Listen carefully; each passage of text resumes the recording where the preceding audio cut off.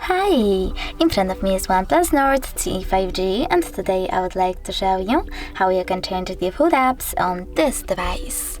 First of all, you need to click on Play Store and download your new default app. In my case, it will be Opera Mini Browser. Wait for it to download, you don't have to open it, just wait a bit.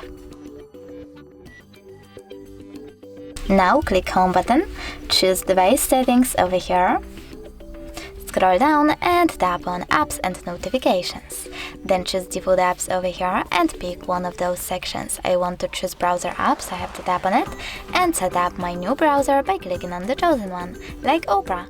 So now when I go back, I can see that my default app has changed. Thanks so much for watching. If you enjoyed this video, leave a like, comment and subscribe. Bye!